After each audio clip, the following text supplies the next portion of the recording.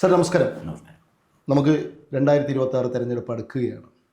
ശരിക്കും പറഞ്ഞു കഴിഞ്ഞാൽ ഈ 2026 തെരഞ്ഞെടുപ്പിൽ 3 മുന്നണികൾ, അതായത് UDF, LDF, BJP, ഈ സഖ്യങ്ങൾ നേരിടുന്ന വെല്ലുവിളികൾ എന്തൊക്കെയാണ്, അല്ലെങ്കിൽ അവരുടെ സാധ്യതകൾ ഒന്ന് വിലയിരുത്താൻ പറ്റുമോ? അതിനകത്ത് നമുക്ക് LDF തുടങ്ങാം. അവരല്ലേ ഭരിക്കുന്നത്. അവരാണ് ഭരിക്കുന്നത്. അപ്പം സ്വാഭാവികമായിട്ട് ഭരിക്കുന്ന കക്ഷിക്കായിരിക്കും ഏറ്റവും അധികം വെല്ലുവിളി നേരിടേണ്ടി വരുന്നത്.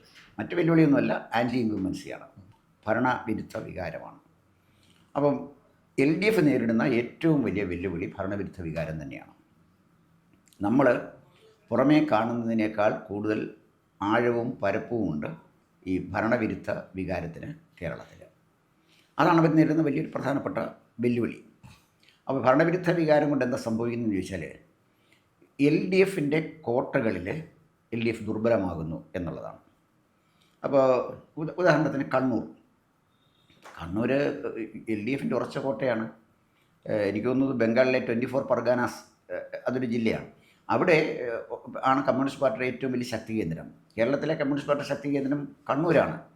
ആ കണ്ണൂരാണ് ഏരിയ കമ്മിറ്റി മെമ്പറായിരുന്ന കുഞ്ഞികൃഷ്ണന് ഒരു പുസ്തകം ഇറക്കിയത്, അണികൾ പാർട്ടിയെ തിരുത്തണം, നേതൃത്വത്തെ തിരുത്തണം, പാർട്ടിയല്ല നേതൃത്വത്തെ തിരുത്തണം എന്നാണ്. അതിന് വൻ സ്വീകാര്യത കിട്ടി. ആ പുസ്തകം അച്ചടിച്ച ദിവസം തന്നെ 5000 10,000 വിറ്റുപോയി.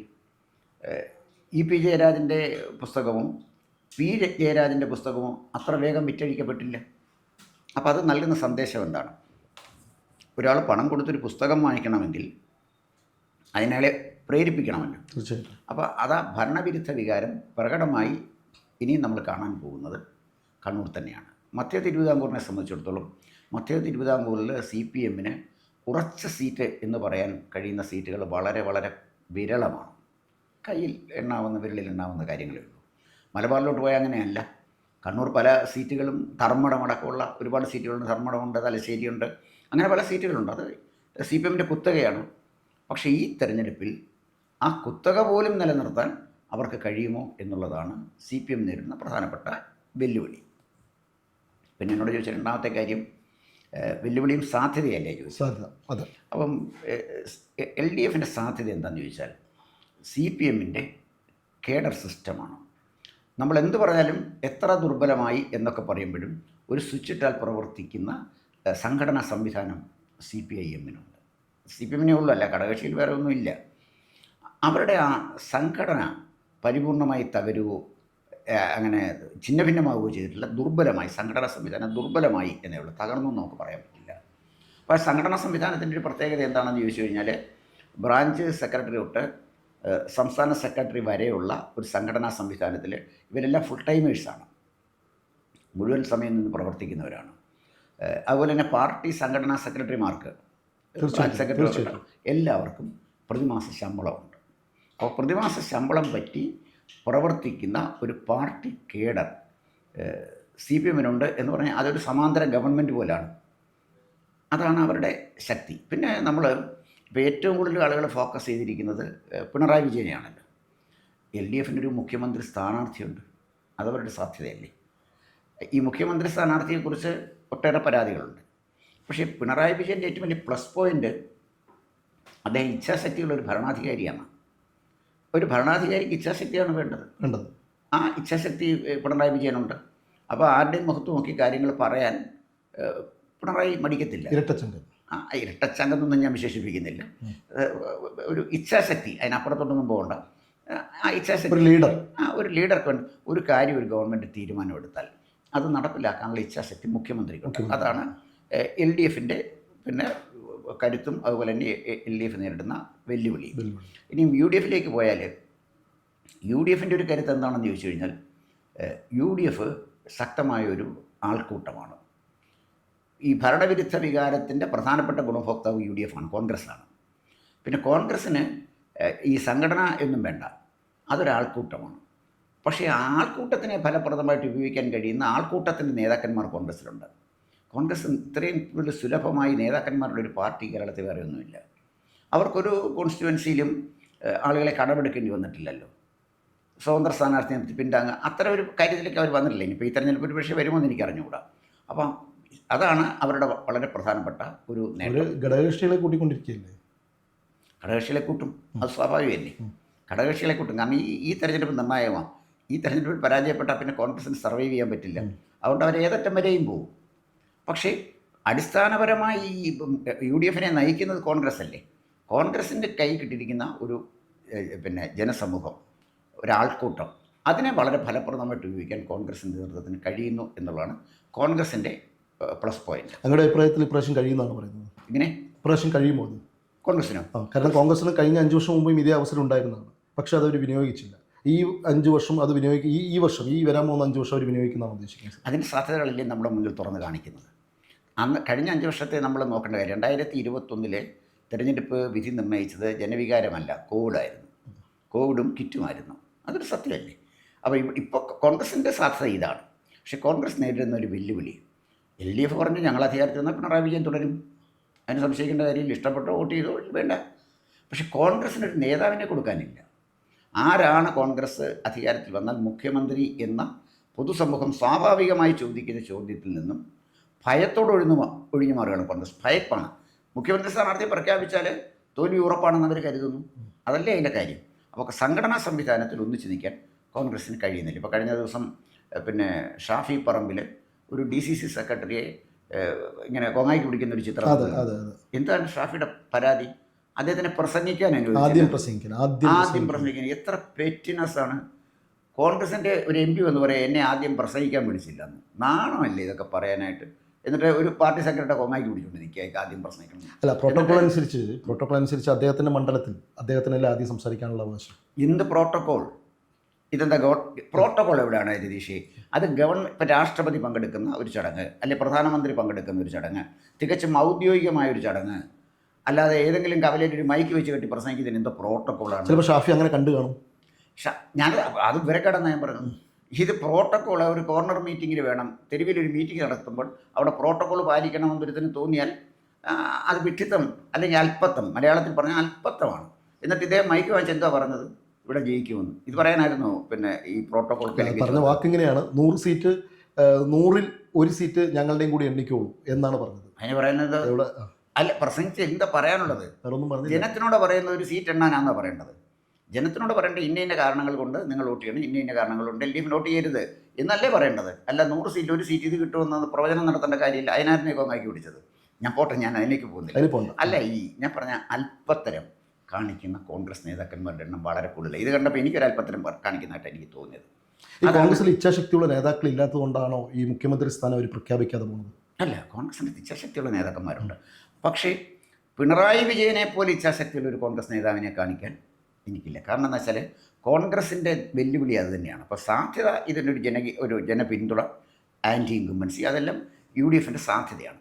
UDF നേരിടുന്ന വെല്ലുവിളിയാണ് ഞാനീ പറഞ്ഞത്. കോൺഗ്രസ് നേതാക്കന്മാരിൽ ഐക്യമില്ല, അതൊരു വലിയ പ്രശ്നമാണ്.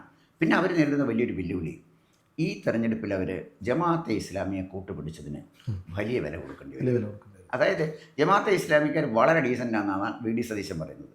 ജമാഅത്തെ ഇസ്ലാമി എന്ന് പറയുന്നത് മൗദൂദി എന്ന് പറഞ്ഞ ഒരാളുണ്ടാക്കിയ സംഘടനയാണ്. അവർ പറയുന്നത് ജനാധിപത്യം അനിസ്ലാമികമാണെന്നാണ്. അപകടകരമാണ് ജമാഅത്തെ ഇസ്ലാമിയായിട്ട് കൂട്ടുകൂടുന്നതെന്ന് ഞാനൊരു രതീഷമല്ല പറയുന്നത്, കാന്തപുരം മുസ്ലിയാരാണ് പറയുന്നത്. കാന്തപുരം മുസ്ലിയാർ മുസ്ലിം പണ്ഡിതനല്ലേ? അദ്ദേഹം പറയുന്നത് മതരാഷ്ട്രവാദം അപകടമാണ്. ആരെക്കുറിച്ചാണ് പറയുന്നത്? ജമാഅത്തെ ഇസ്ലാമി. ആ ജമാഅത്തെ ഇസ്ലാമിയെ കൂട്ടുപിടിച്ച് UDF അധികാരത്തിൽ വരാൻ സാധ്യതയുണ്ട്. അത് കേരളത്തെ സംബന്ധിച്ചിടത്തോളം BJPയുടെ ഒരു സുവർണ്ണ യുഗത്തിലേക്ക് BJPയെ കൊണ്ടുപോകും. ഒരു സംശയമുള്ളൊരു കാര്യമല്ല.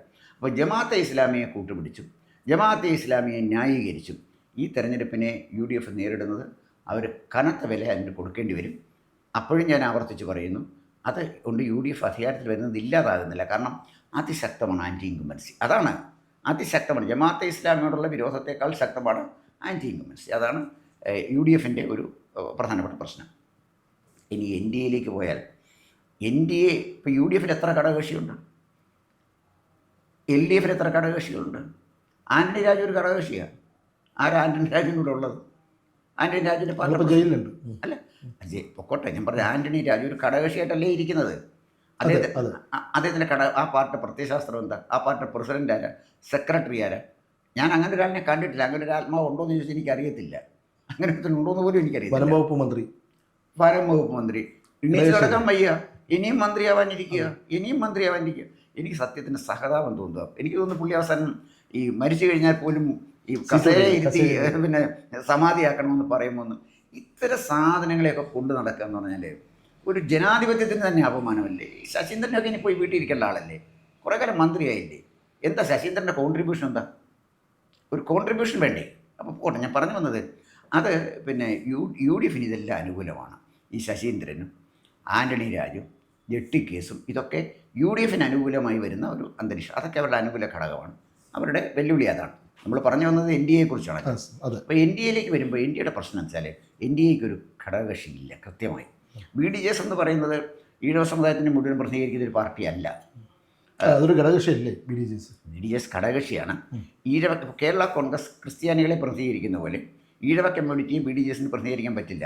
കാരണം ക്രിസ്ത്യാനികളെ കൊണ്ടു നടക്കുന്ന പോലെ ഈഴവരെ കൊണ്ടു നടക്കാൻ പറ്റില്ല. അവർക്ക് കൃത്യമായ പൊളിറ്റിക്കൽ ഐഡൻറ്റിറ്റിയുള്ള ഒരു കമ്മ്യൂണിറ്റിയാണ്. അവരാലോചിച്ച് തീരുമാനം എടുക്കുന്നതാണ്. അല്ല ആരെങ്കിലും ഒരു ഫത്വ കൊടുത്താൽ അതിനനുസരിച്ച് വോട്ട് ചെയ്യുന്നവരല്ല അവർ. അപ്പോൾ 2020 പറയാൻ അത് 2020 എന്ന് വെച്ചാൽ 2020 ഘടകകക്ഷിയായിട്ട് ഇപ്പോൾ വന്നല്ലോ. അത് എൻ ഡി എയെ സംബന്ധിച്ചിടത്തോളം വളരെ പോസിറ്റീവായൊരു കാര്യമാണ്. അത് കറക്റ്റാണ് ചോദിച്ചത്. വളരെ പോസിറ്റീവായ കാര്യം എങ്ങനെയാണെന്ന് വെച്ചാൽ 3 പഞ്ചായത്തിൽ കിഴക്കമ്പലം അടക്കം 3 പഞ്ചായത്തിൽ ഭരിച്ച് എങ്ങനെ ഭംഗിയായിട്ട് ഭരണം മുന്നോട്ട് കൊണ്ടുപോകാമെന്ന് തെളിയിച്ച പാർട്ടിയാണ് 2020. കിഴക്കമ്പലത്ത് ഞാൻ പോയി കണ്ടതാണ്. കിഴക്കമ്പലം ഗ്രാമപഞ്ചായത്ത് പോലെ കേരളത്തിലെ എല്ലാ ഗ്രാമപഞ്ചായത്തുകളും മാറണമെന്ന് ആഗ്രഹിക്കുന്ന ഒരാളാണ് ഞാൻ. അത് ഭംഗിയായിട്ട് 2020 എനിക്ക് കഴിയുന്നു. പിന്നെ നല്ലൊരു സംരംഭകനാണ് സാബു. ഇതെല്ലാം ഉപരിയായിട്ട് സാധാരണ ബിസിനസ്സുകാർക്ക് ഗവൺമെൻറ്റിനെതിരെ ഫൈറ്റ് ചെയ്യാൻ ഭയമാണ്. ഗവൺമെൻറ് തകർത്ത് കളയുമാണ്. ഒരു ബിസിനസ്സുകാരൻ ഗവൺമെൻറ്റിനെതിരെ ഫൈറ്റ് ചെയ്യാൻ ഇറങ്ങിയാൽ അയാൾ അസാധാരണ ഇച്ഛാശക്തിയും ധൈര്യമുള്ളവനായിരിക്കും. ഞാൻ സാബുവിനെ ഏതാ കാണുന്നത്? സാബു വെല്ലുവിളിച്ച നിസ്സാരക്കാരനെയല്ല, കേരളത്തിലെ മുഖ്യമന്ത്രിയാണ്. കേരളത്തിലെ മുഖ്യമന്ത്രി അദ്ദേഹം വെല്ലുവിളിച്ച ഓർമ്മയുണ്ടല്ലോ. എനിക്കെതിരെ നടപടിയെടുത്താൽ കുടുംബത്തോടെ ഞാൻ ജയിലിലാക്കും എന്ന് പറയണമെങ്കിൽ അതൊരു വല്ലാത്ത പറച്ചിലല്ലേ? ഒന്ന് ആലോചിച്ച് നോക്കി. സുബ്ര സുരേഷ് പറഞ്ഞതിനേക്കാൾ എത്രയോ കൂടുതൽ പിന്നെ ശക്തമാണ് സാബു പറഞ്ഞത്.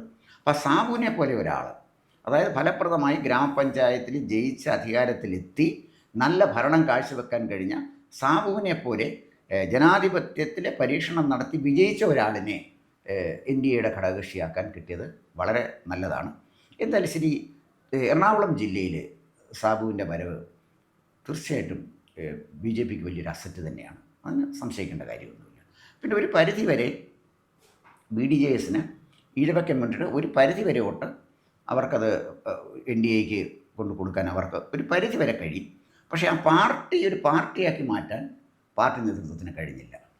അതൊരു പാർട്ടിയായിട്ട് മാറിയിട്ടില്ല. ഒരു കൂട്ടായ്മ, ഒരു കമ്മ്യൂണിറ്റിയുടെ പേരിൽ മാത്രം നിൽക്കുക. അതല്ല, ഒരു പാർട്ടിയായിട്ട് മാറാൻ അവർ കഴിഞ്ഞിരുന്നെങ്കിൽ, കേരള കോൺഗ്രസിനെ പോലെങ്കിലും മിനിമം ഒരു പാർട്ടിയാവാൻ അവർക്ക് കഴിഞ്ഞിരുന്നെങ്കിൽ ചിത്രം ഒരുപക്ഷെ മാറുമായിരുന്നു. എന്തായാലും ശരി, എൻ ഡി എക്ക് ഉള്ള ഒരു കാര്യം, ഇന്ത്യയുടെ ഏറ്റവും വലിയ അസറ്റ് എന്ന് പറഞ്ഞാൽ നരേന്ദ്രമോദിയുടെ വികസനമാണ്. അപ്പം നരേന്ദ്രമോദിയെക്കുറിച്ച് മാത്രം പറഞ്ഞാൽ മതി, വേറെ ഒന്നും പറയണ്ട. അപ്പം നരേന്ദ്രമോദി ഇന്ത്യയിൽ നടത്തുന്ന വികസനത്തിൻ്റെ സത്ഫലം ജനങ്ങളിൽ എത്തിക്കാൻ കഴിയുന്ന സംവിധാനം ഞങ്ങൾക്കാണുള്ളത്. അതുകൊണ്ട് ഞങ്ങൾക്കൊരവസരം തന്നാൽ കേന്ദ്ര ഗവൺമെൻറ്റുമായിട്ട്, ഇപ്പോൾ ഇരട്ട ഇഞ്ചൻ എന്നൊക്കെ പറയുമല്ലോ, കേന്ദ്ര ഗവൺമെൻറ്റുമായിട്ട് ചേർന്ന് നിന്ന് കേരളത്തിൽ ഒരുപാട് വികസന പ്രവർത്തനം നടത്താൻ ഞങ്ങൾക്ക് കഴിയും എന്ന് ബി ജെ പി അവകാശപ്പെട്ടാൽ അത് ജനങ്ങൾക്കങ്ങനെ തിരസ്കരിക്കാൻ പറ്റുകയില്ല. അല്ല, അതങ്ങനെയല്ലല്ലോ. ബി ജെ പി അവകാശപ്പെടുന്നതിലുപരി ഇവിടെ ആര് ഭരിക്കുന്നോ അവർക്ക് കേന്ദ്രം സപ്പോർട്ട് ചെയ്തല്ലേ പറ്റൂ. അല്ലാതെ ബി ജെ പി ഭരിക്കുകയാണെങ്കിൽ മാത്രമേ സപ്പോർട്ട് ചെയ്യുള്ളൂ എന്നുള്ളൊരു പക്ഷം കൊണ്ടുവരാൻ പാടില്ലല്ലോ. അതല്ല, ഇവിടെ ഭരിക്കുന്ന പാർട്ടികൾ, ഉദാഹരണത്തിന് കേന്ദ്രം ഭരിക്കുന്ന ആരുമായിക്കോട്ടെ, കേരളത്തിൽ റെയിൻ ഡബിൾ ലൈനാവാൻ എത്ര കാലം എടുത്തു? കേന്ദ്രത്തിൻ്റെ കുഴപ്പമായിരുന്നു. കേന്ദ്ര ഗവൺമെൻറ് തന്നിരിക്കുന്ന പണം എത്ര കോടിക്കണക്കിന് ലാപ്സായി പോയിട്ടുണ്ടെന്നറിയാം. അതാണ് അറിയേണ്ടത്. ഞാൻ ചോദിക്കുന്നത്, ഞാൻ സെക്രട്ടേറിയറ്റിൽ 5 കൊല്ലം ധനമന്ത്രിയോട് ഇരുന്ന ഒരാളാണ്. ക്രിമിനൽ കുറ്റം ചെയ്ത IAS പലരും ഇരിക്കുന്നത്. കാരണം കേന്ദ്ര ഗവൺമെൻറ് തന്ന പണം ലാപ്സാക്കി കളഞ്ഞ ഉദ്യോഗസ്ഥന്മാർ പേര് പറയാൻ ഉണ്ട്, പ്രോജക്റ്റ് പറയാനുണ്ട്. ഞാൻ അതിലേക്ക് പോകുന്നില്ല. പക്ഷേ അത്തരം ഒരു സംവിധാനം ഞാൻ ചെയ്യുന്നത് UDF LDF ഇട്ടിരുന്നില്ലേ? എന്തുകൊണ്ട് ഈ IAS നിയന്ത്രിക്കാൻ പറ്റിയില്ല?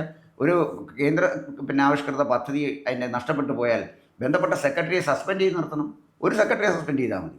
ഒറ്റ വകുപ്പ് സെക്രട്ടറിയെ സസ്പെൻഡ് ചെയ്താൽ പിറ്റേ ദിവസം എല്ലാം ഫാളിനാകും. ഏറ്റവും കൂടുതൽ ഭീരുക്കൾ IAS സെക്രട്ടറി, ക്ലാർക്കന്മാരോ അല്ലെങ്കിൽ മറ്റു ഉദ്യോഗസ്ഥന്മാരോ കുറേ കൂടെ റെസിസ്റ്റ് ചെയ്യും. ഇവർ റെസിസ്റ്റ് ചെയ്യില്ല. അപ്പോൾ ഒരാളെ പണിഷ് ചെയ്യാൻ കഴിഞ്ഞിരുന്നു എങ്കിൽ ഈ അലംഭാവം സെക്രട്ടറിയിലെ IAS ഭാഗത്തുനിന്നുണ്ടാവില്ല. അതിനാണ് സംസ്ഥാനത്തിൻ്റെ ഇച്ഛാശക്തി വേണമെന്ന് പറഞ്ഞത്. ഇപ്പോൾ തന്നെ ആയുഷ്മാൻ ഭാരത് മോദി കൊണ്ടുവന്ന ഒരു പ്രോജക്റ്റ് അല്ലേ, 5 ലക്ഷം രൂപ വരെ ചികിത്സ സഹായം പിന്നെ പ്രായമുള്ള സീനിയർ സിറ്റിസൺസിന് കൊടുക്കാൻ. എന്താ അവരിവിടെ നടപ്പിലാക്കാത്തത്? അങ്ങനെ കേന്ദ്ര ഗവൺമെൻറ് കൊണ്ടുവന്ന ഒരുപാട് പ്രോജക്റ്റുകളുണ്ട് നടപ്പിലാക്കാതെ പോയത്. ഇന്ന പ്രോജക്റ്റ് കേന്ദ്ര ഗവൺമെൻറ് കൊടുത്തതാണ്, ഇതൊന്നും കേരളത്തിൽ നടപ്പിലാക്കാതെ പോയതാണെന്ന് പറയാൻ രാഷ്ട്രീയമായി BJPക്ക് കഴിയാതെ പോകുന്നവരുടെ ദൗർബല്യമാണ്. അതിനവർക്ക് പറ്റുന്നില്ല. ഇതിവിടെ ഇരിക്കട്ടെ, അങ്ങയുടെ ഒരു ചോദ്യം കൂടി ചോദിച്ചുകൊണ്ട് നമുക്കിത് നിർത്താം. ഇപ്പോൾ CPI നയിക്കുന്ന ബിനോയ് വിശ്വത്തിൻ്റെ നേതൃത്വത്തിലാണ് CPI മുന്നോട്ട് പോയിക്കൊണ്ടിരിക്കുന്നത്. ഈ CPMൽ നിന്ന് CPI പിന്മാറി വേറെ കക്ഷിയിലേക്ക് ചേരുവാൻ അല്ലെങ്കിൽ വേറെ പാർട്ടിയിലേക്ക് ചേരാൻ വല്ല ഉദ്ദേശം ഉണ്ടാവും ബിനോയ് വിശ്വത്തിൻ്റെ നേതൃത്വത്തിൽ? അല്ല, അതിന് ഒരു മറുപടി പറഞ്ഞാൽ ബിനോയ് വിശ്വം എന്ന് പറയുന്ന നേതാവ് CPIക്ക് ഒരു ബാധ്യതയാണ്. CPI എന്ന് പറയുന്ന പൊളിറ്റിക്കൽ പാർട്ടി LDFനും ബാധ്യതയാണ്. ഇതങ്ങോട്ട് പോയതുകൊണ്ട് ഒരു മാറ്റവും ഈ കേരളത്തിൽ ഉണ്ടാവാൻ പോകുന്നില്ല. തന്നെയല്ല, CPI അങ്ങോട്ട് മാറിയാൽ പിന്നെ CPM രക്ഷപ്പെട്ടു. കാരണം ഈ അണികൾ മുഴുവനും CPMലേക്ക് എത്തും. അവർക്കതിനെ നിൽക്കാൻ പറ്റില്ല, ഊന്നുപടിയില്ല നിൽക്കാൻ പറ്റുന്നൊരു പാർട്ടിയല്ല CPI. അവർ വിട്ടുപോയാൽ അത്രയും സീറ്റൂടെ അവർ CPMലേക്ക് വരും. അതിന് സംശയിക്കേണ്ട 27 സീറ്റാണ് അവർക്കുള്ളത്. അത്രയും സീറ്റുകൾ CPMന് മത്സരിക്കാനോ അല്ലെങ്കിൽ സ്വതന്ത്രന്മാരെ നിർത്തി മത്സരിപ്പിക്കാനോ അവർ കഴിയും. CPIയുടെ സ്ഥാനാർത്ഥികളെക്കാൾ എഫക്റ്റീവ് സ്വതന്ത്രന്മാരെ നിർത്താൻ CPMന് കഴിയും. അതാ ഞാൻ പറഞ്ഞു, ഒറ്റ വാക്ക് ഞാൻ പറഞ്ഞതാണ്. ബിനോയ് വിശ്വം എന്ന് പറയുന്ന നേതാവിൻ്റെ കേരളത്തിൽ എവിടെയാണ് സ്പേസ് ഉള്ളത്? സർ, ഒരു ചോദ്യം കൂടി ചോദിച്ചുകൊണ്ട് നമുക്കിത് അവസാനിപ്പിക്കാം. CPI LDF ഇട്ട് പോകുമ്പോൾ ഇനി ബിനോയ് വിശ്വം അങ്ങനെ ഒരു തീരുമാനം എടുക്കുകയാണെങ്കിൽ അത് CPMന് വലിയൊരു നഷ്ടമല്ലേ? രണ്ട് കാര്യം. ഒന്ന്, CPI മുന്നണി വിട്ടു പോകാൻ അവർക്ക് പറ്റില്ല. ഇനിയും ഒരു ഹൈപ്പോത്തറ്റിക്കലായിട്ട് ചോദിക്കുക, CPI വിട്ടുപോയാൽ എന്തായിരിക്കും? ഞാൻ ഒറ്റ വാക്കിൽ പറയാം. ഈ ബിനോയ് വിശ്വം എന്ന് പറയുന്ന നേതാവ് CPIക്ക് ഒരു ബാധ്യതയാണ്. CPI എന്ന് പറയുന്ന പൊളിറ്റിക്കൽ പാർട്ടി LDFനും ബാധ്യതയാണ്. 27 സീറ്റിലാണ് മത്സരിക്കുന്നത്. അതിന് തക്ക കരുത്തെ സാറിൽ CPIക്ക് ഇല്ല. അപ്പോൾ വിട്ടുപോയാൽ CPIM എന്ന് പറയുന്ന പാർട്ടി കൂടുതൽ ശക്തമാകും എന്നുള്ളതല്ലാതെ LDFനെ സംബന്ധിച്ചിടത്തോളം പ്രത്യേകിച്ച് കാര്യങ്ങളൊന്നും ഉണ്ടാകാൻ പോകുന്നില്ല. ഇതിലെല്ലാം വരിയായിട്ട് ഒരു കാര്യം കൂടെ പറയാം, CPI വിട്ടുപോവില്ല. ഞാൻ പറഞ്ഞത് ഇനി വിട്ടുപോയാൽ തന്നെ അതിനുള്ള കരുത്ത് CPIക്ക് ഇല്ല എന്നാണ് ഞാൻ ഈ പറഞ്ഞതിൻ്റെ അർത്ഥം. അവർക്ക് ഇവരല്ലാതെ വേറെ എവിടെയും ചേരാനും പറ്റില്ല. ചേരാൻ പറ്റില്ല. Okay, thank you sir. നമുക്ക് എന്തായാലും കാത്തിരുന്ന് കാണാം. കൂടുതൽ വാർത്തകളും വിശേഷങ്ങളും നേരിട്ട് ലഭിക്കാൻ ജനങ്ങളിൽ നിന്ന് ജനങ്ങളിലേക്ക് ജനഭൂമി ന്യൂസ് സബ്സ്ക്രൈബ് ചെയ്യൂ. ബെൽ ബട്ടൺ അമർത്താനും മറക്കരുത്.